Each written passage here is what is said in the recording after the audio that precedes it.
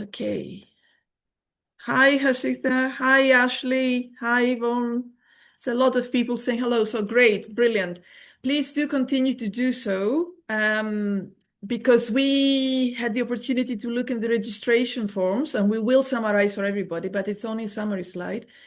There's very diverse backgrounds with a very rich spectrum of experiences, both from cultural heritage as well as immersive technologies. So it's really nice to see. I was given that we only advertised on LinkedIn for a few days and we put it also on Facebook only, because there's parts of the world that still use it quite a lot for this professional events as well.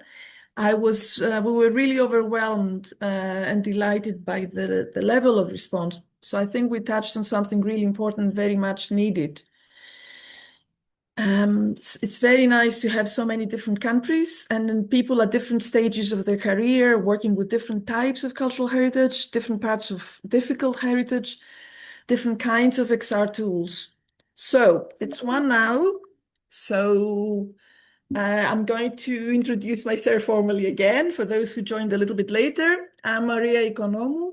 I'm Professor of Digital Cultural Heritage at the University of Glasgow, where I have a joint post between information studies at the School of Humanities and the Hunterian Museum. What we're going to do today, a very, very warm welcome, as you see on the slide, to all of you. And I will move on briefly to explain how we're going to run this. You probably have seen the message coming up that we are recording this. Both the audio, video, and the chat for documentation and research purposes, and also to share it with the community, because there were a lot of people that expressed an interest and couldn't make it today and would be grateful to be able to catch up with what was discussed. I know that some of you might not want to be captured in camera. If you prefer to do that, just turn it off. It's completely fine with us. There is a live transcript available that we have enabled. So if you want to do it on your end, do the CC button, the bottom right of your Zoom, in most cases on your end of the app. As you can probably tell from my accent, I come from Greece, and Zoom sometimes struggles to properly transcribe what I'm saying, but hopefully it will be okay. So we ask you to be muted when you're not speaking to reduce background noise. I think post-COVID, all of you are real pros at this, but maybe it might be a few weeks or months that you haven't done Zoom. We were devastated at the University of Glasgow that Zoom is going to be discontinued and we're being forced to Teams in a few weeks' time. So we're squeezing the last few bits of the value of the license. If your name is not identifiable on Zoom, please introduce yourself if you can briefly in the chat. Try to have the chat open because it will be an important means and channel of communication. Maybe say briefly your name, organization, location, the way a lot of you have already been doing, and thank you so much for this.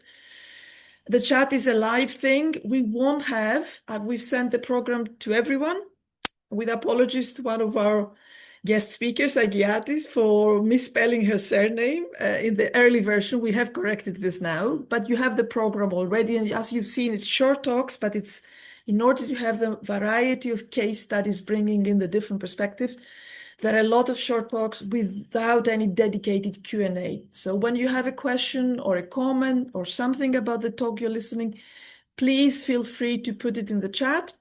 McKenna and Kavi Ali from the Cultural Heritage Organization Suleimani, they will both be keeping an eye and helping me to kind of group the questions and make sure, ideally within this 2 hours, worst case scenario, we'll follow up later, to have your questions addressed.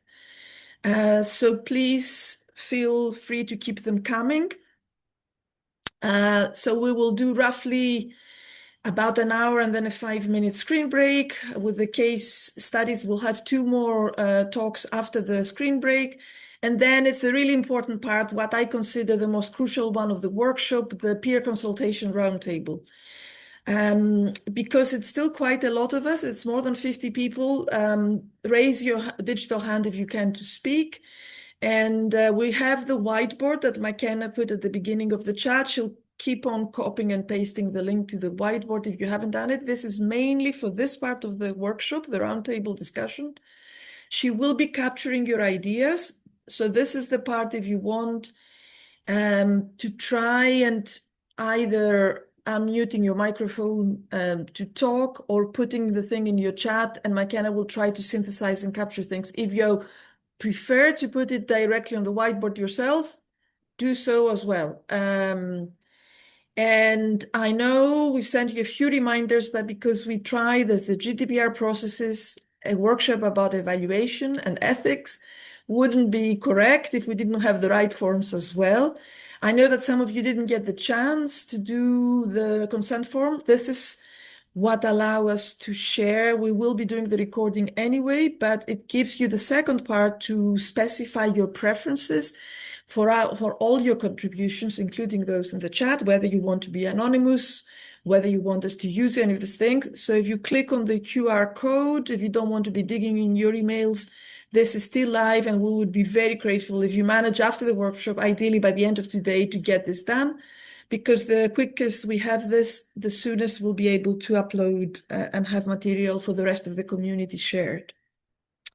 Okay with housekeeping so far? Any problems or questions, comments? You're all okay? Can I have some thumbs up? Because it's a lot of you and I can fit. Okay, thank you, Gavi, and the rest of you. Okay, so I will stop sharing.